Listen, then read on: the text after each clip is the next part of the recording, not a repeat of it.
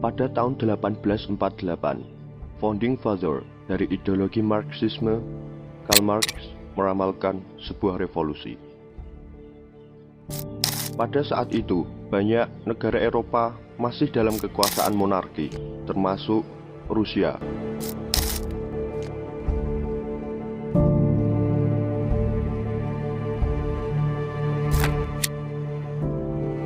Banyaknya ketimpangan kelas yang terjadi serta berkuasanya feodal dan kapitalis dalam penguasaan modal serta alat-alat produksi. Marx meramalkan revolusi akan terjadi di seluruh belahan dunia dan diprakarsai oleh para kaum buruh atau masyarakat proletar untuk mengalahkan para kapitalis dan feodalis.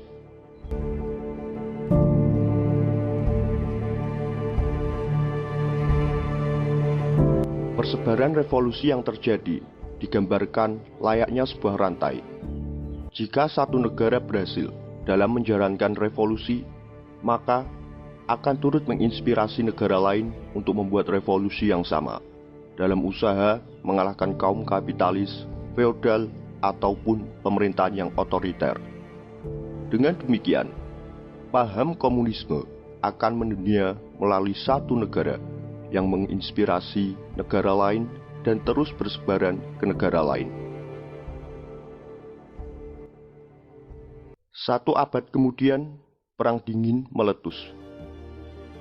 Revolusi yang diramalkan Marx diprediksikan akan mendekati kenyataan.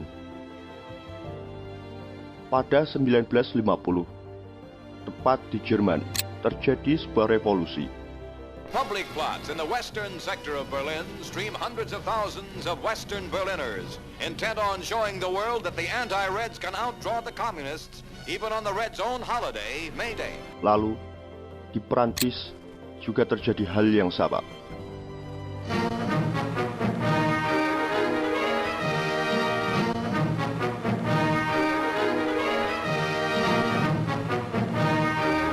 Di Asia, Jepang juga mengalami hal yang sama.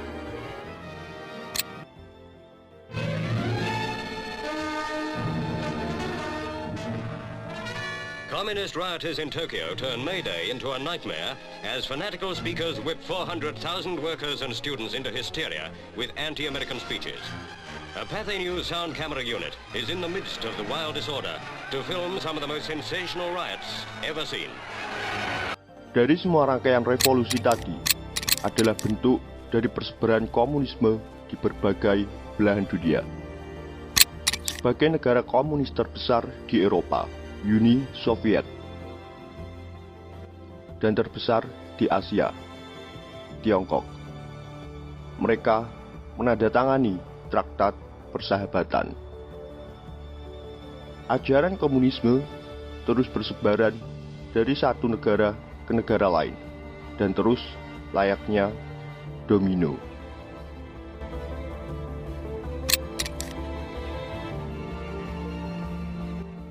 Namun, ramalan Marx gagal. Sebab tak lain adalah, pertama, kita tahu bahwa Perang Dingin dimenangkan oleh Amerika. Kedua, Soviet yang menjadi sahabat dari Tiongkok justru malah menjadi musuh bebuyutan. Pertanyaannya, kenapa hal ini terjadi?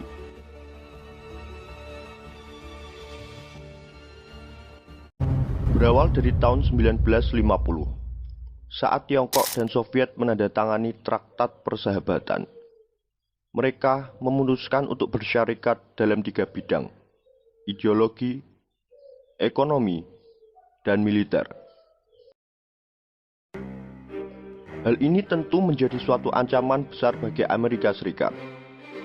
Dahulu, saat perang sipil antara komunis Tiongkok dengan nasionalis Kuomintang, Mao dan para penganut komunis lainnya berhasil mengalahkan nasionalis dan mengusir Chiang Kai-shek ke Taiwan.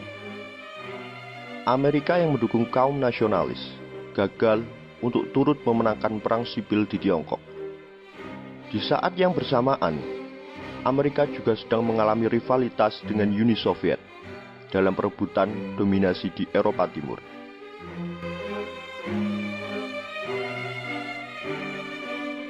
Dengan minimnya anggaran militer, karena hajat akan kebutuhan ekonomi setelah Perang Dunia II, Amerika menyusun strategi. Presiden Dwight D. Eisenhower dan Sekretaris Luar Negeri John Foster Dulles merancang strategi dalam menghadapi komunisme dengan mengandalkan politik pecah belah. Pertama, Presiden Dwight D. Eisenhower akan meminimalisir anggaran untuk angkatan darat, angkatan laut, dan memaksimalkannya di angkatan udara, serta pengembangan senjata nuklir. Hal ini bertujuan untuk menekan Soviet dan Tiongkok untuk berdiplomasi dan menciptakan ruang adu domba bagi Soviet dan Tiongkok. Lalu 1953, sebuah kesempatan pun datang. Saat Greek diktator Soviet Joseph Stalin meninggal, setelahnya ditunjuk Georgy Malenkov sebagai penggantinya. Sebagai sesama negara yang sedang mengalami rivalitas, Soviet dan Amerika Serikat sama-sama mengembangkan senjata nuklir. Hanya saja, Soviet kalah dalam kemajuan pengembangan nuklir dari Amerika Serikat. Amerika yang dulu tertekan karena adanya Soviet dan Tiongkok kali ini berbalik dari dulu. Kini Soviet mulai tertekan. Soviet yang tertekan karena adanya kemajuan nuklir dari Amerika Serikat pun memutuskan untuk berdiplomasi dengan Amerika Serikat demi melindungi kehancuran negaranya dari nuklir barat. Usaha Amerika pun membuahkan hasil. Georgy Malenkov tidak berkuasa lama dan digantikan oleh Nikita Khrushchev. Walau sebenarnya bisa-bisa saja Khrushchev mengubah kebijakan yang dibuat Malenkov, Khrushchev memutuskan tetap melanjutkan kebijakan yang dibuat Malenkov dan menjaga diplomasi dengan Amerika. Hal inilah yang mulai menyebabkan disharmonisasi bagi hubungan Soviet dan Tiongkok.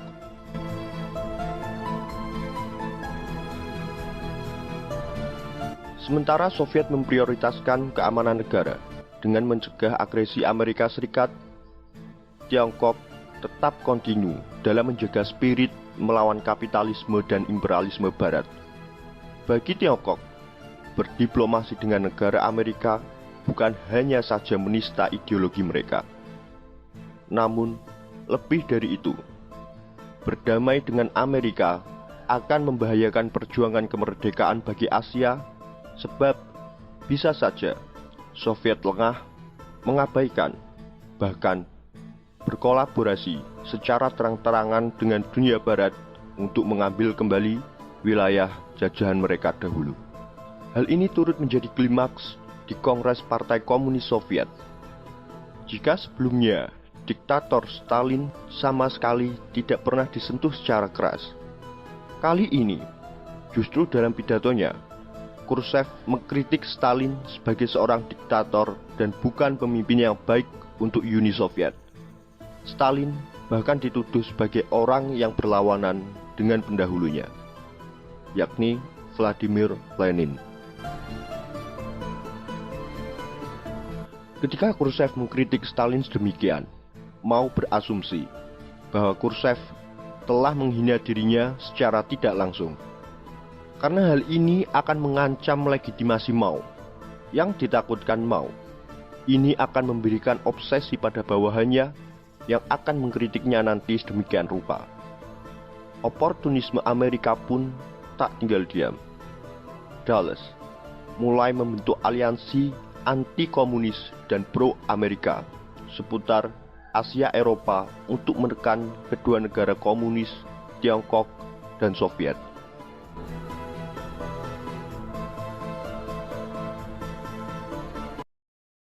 1954 Konfederasi Seato pun terbentuk dan diprakarsai oleh Amerika Serikat. Konfederasi ini beranggotakan Australia, Prancis, Inggris, New Zealand, Pakistan, Thailand, dan Filipina. Pada 1955, CENTO, Central Treaty Organization, juga dibentuk beranggotakan Iran, Pakistan, Turki, dan Inggris. Hal ini dilakukan sebagai langkah untuk memantik paranoia Tiongkok dan meminta bantuan senjata ke Uni Soviet, terutama dalam bantuan senjata nuklir.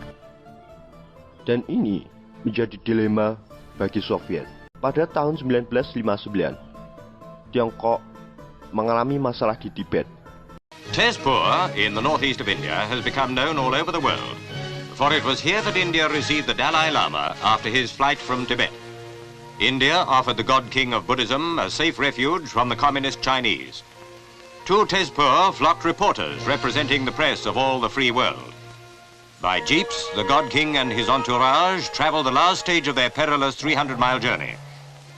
No one could have told from his unruffled bearing, as he was greeted by high Indian officials and presented with the white scarf, token of friendship, that the Dalai Lama had been in mortal danger since he left Lhasa. Dalai Lama memberontak dan melarikan diri ke Hindia, negara yang juga memiliki konflik perbatasan dengan Tiongkok. Tak disangka, Uni Soviet memilih untuk netral. Namun saat yang sama juga, Uni Soviet memberikan bantuan kepada India untuk menandingi Pakistan yang berposisi sebagai sekutu AS dan CENTO. Karena ini, Tiongkok pun tak sejalan lagi dengan Uni Soviet dan mengklaim bahwa ideologi Soviet sudah berlainan dari yang dulu. Seluruh tenaga ahli Soviet yang dikirim untuk membantu Tiongkok pun ditarik, dan perdagangan pun mulai menurun.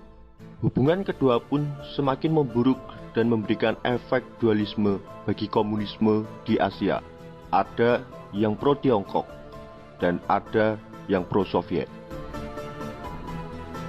Both sides amassed a large military presence along the disputed border, which peaked at 658,000 Soviet soldiers against 814,000 lesser-trained combatants on the Chinese side. Mao threatened the Soviets with a massive people's war, while years later, high-ranking Russian defector Arkady Shevchenko reported that the Soviet Supreme Leader Leonid Brezhnev and the Politburo were terrified about a nightmare vision of invasion by millions of Chinese. Pada 2 Maret 1969, tentara Soviet dan Tiongkok terlibat dalam bentrok di Pulau Zhenbao hingga tanggal 17 Maret. Menteri Luar Negeri AS menerima laporan bahwa Tiongkok dan Soviet kembali mengalami bentrokan. Kali ini, militer pun ikut terlibat. Khawatir akan invasi Uni Soviet, pertempuran pun terjadi di sepanjang perbatasan, khususnya di sepanjang Sungai Ussuri. Pasalnya, saat itu, Soviet dipimpin oleh Leonid Brezhnev, di mana doktrin status quo Brezhnev menjustifikasi bahwa intervensi militer Soviet terhadap negara yang melenceng dari ideologi komunisme. Setelah banyak krisis dan konflik yang terjadi, Tiongkok pun berputar drastis dan mengambil langkah dengan bersekutu dengan musuh bebuyutannya, Amerika Serikat. China had begun to adopt capitalist elements after Mao's death in 1976. Deng Xiaoping had emerged as leader, a Chinese dissident who had been purged from the party twice for his capitalist sympathies. Langkah adu domba Amerika pun berjalan satu langkah lebih maju. Walau demikian, bagaimanapun Mao Zedong masih percaya bahwa Amerika tetap sebagai kekuatan imperialis barat. Tetapi saat bersamaan juga, ancaman dari Uni Soviet adalah lebih dekat.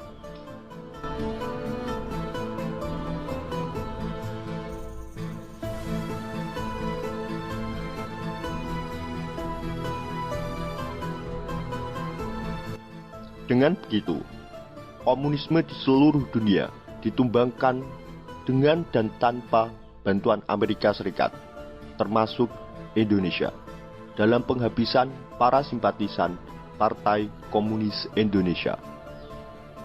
Setelah Mao Zedong meninggal dan digantikan dengan pemimpin yang lebih reformis, Tiongkok pun secara perlahan merevisi ideologi mereka, mendekatkan diri dengan negara barat, serta membuat polisi yang tidak kontroversial.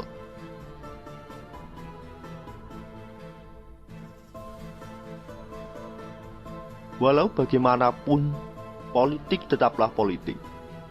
Saat itu Tiongkok berdamai dengan Amerika, tapi bukanlah jaminan untuk berdamai ke depannya.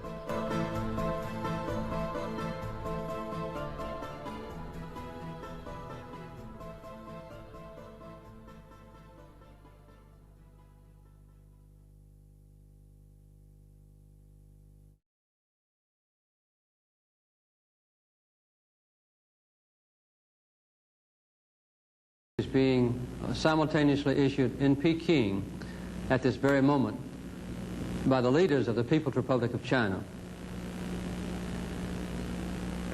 A joint communique on the establishment of diplomatic relations between the United States of America and the People's Republic of China, January 1st, 1979. The United States of America and the People's Republic of China have agreed to recognize each other and to establish diplomatic relations as of January the 1st, 1979. The United States recognizes the government of the People's Republic of China as a sole legal government of China. Within this context, the people of the United States will maintain cultural, commercial, and other unofficial relations with the people of Taiwan. The United States of America and the People's Republic of China reaffirm the principles agreed on by the two sides in the Shanghai Communique of 1972 and emphasize once again that both sides wish to reduce the danger of international military conflict. Neither should seek hegemony, that is, a dominance of one nation over others, in the Asia-Pacific region or in any other region of the world, and each is opposed to efforts by any other country or group of countries to establish such hegemony. Neither is prepared to negotiate on behalf of any other third party or to enter into agreements or understandings with the other directed at other states. The government of the United States of America acknowledges the Chinese position that there is but one China and Taiwan is part of China. Both believe that normalization of Sino-American relations is not only in the interest of the Chinese and American peoples, but also contributes to the cause of peace in Asia and in the world. The United States of America and the People's Republic of China will exchange ambassadors and establish embassies on March the 1st, 1979, unquote. Yesterday, our country and the People's Republic of China reached this final historic agreement. On January the 1st, 1979, a little more than 2 weeks from now, our two governments will implement full normalization of diplomatic relations. As a nation of gifted people who comprise about 1/4 of the total population of the earth, China plays already an important role in world affairs, a role that can only grow more important in the years ahead. We do not undertake this important step for transient tactical or expedient reasons. In recognizing the People's Republic of China, that it is a single government of China, we are recognizing simple reality. But far more is involved in this decision than just the recognition of a fact. Before the estrangement of recent decades, the American and the Chinese people had a long history of friendship. We've already begun to rebuild some of those previous ties. Now, our rapidly expanding relationship requires a kind of structure that only full diplomatic relations will make possible.